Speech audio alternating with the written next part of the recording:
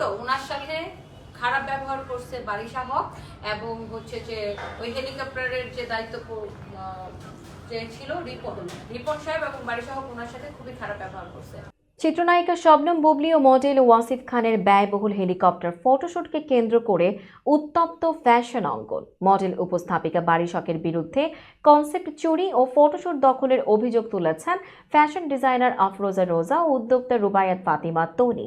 তবে প্রমাণ হাতে নিয়ে সংবাদ সম্মেলনে হাজির হয়েছেন বারিশ ও তার স্বামী আলভি রায়হান সীমান্ত। আমি শুধু জনস্বার্থে এটা বলতে চাই যে প্রথমত তারা যে বারিশের চরিত্র হনন করলো, মানহানি করলো, এজন্য তো আমরা আইনি প্রসিডিউরে যাবই।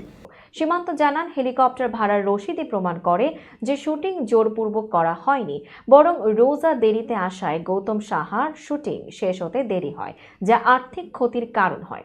কনসেপ্ট চুরির অভিযোগ নাকচ করে তিনি জানান, বারিশ শুধুমাত্র ব্র্যান্ড অ্যাম্বাসিডর, ফটোশুটে তার কোনো ভূমিকা ছিল না। এখানেই শেষ নয়, সীমান্ত অভিযোগ করেন রোজা আন্তর্জাতিক ফ্যাশন ডিজাইনারের নাম ভাঙিয়ে 2023 সালে 45 লক্ষ টাকা হাতিয়ে নিয়েছিলেন, যার ফলে আমেরিকায় তার লোরাকো ফ্যাশন হাউস নিষিদ্ধ হয়। তিনি আরও বলেন, এই ফটোশুট ইস্যুটি উদ্দেশ্য প্রণোদিত এবং একটি পাবলিক স্ট্যান্ড ছাড়া আর কিছু নয়। সংবাদ সম্মেলনে বারিশ বলেন, ফটোশুটের দিনে রোজার সঙ্গে আমার দেখাই হয়নি, অথচ মিথ্যা অপবাদ ছড়ানো হয়েছে। পাশাপাশি সোশ্যাল মিডিয়ায় নারী উদ্যোক্তা তনি অশ্লীল অঙ্গভঙ্গি ও বডি শেমিংয়ের তীব্র প্রতিবাদও জানান তিনি। বারিশ বলেন, একজন নারী ও মা হিসেবে এমন অবমাননা মেনে নেওয়া কষ্টকর।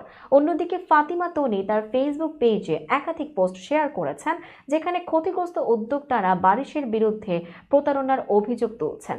অনেকেই দাবি করেছেন বারিশ তাদের ফটোশুট বা মডেলিংয়ের জন্য অযথা হয়রানি করেছেন। তবে এ বিষয়ে এখনো মুখ খোলেননি বারিশ হক। দর্শক, দুই ইনফ্লুয়েন্সারের এই ভার্চুয়াল যুদ্ধ কতদূর গড়াবে বলে আপনার মনে হয়? কমেন্ট করে জানাতে ভুলবেন না। ভিডিওটি ভালো লাগলে শেয়ার করুন, ফলো করুন আমাদের ফেসবুক পেজ CB24 TV এবং সাবস্ক্রাইব করুন ইউটিউব চ্যানেল CB24 এন্টারটেইনমেন্ট। ধন্যবাদ।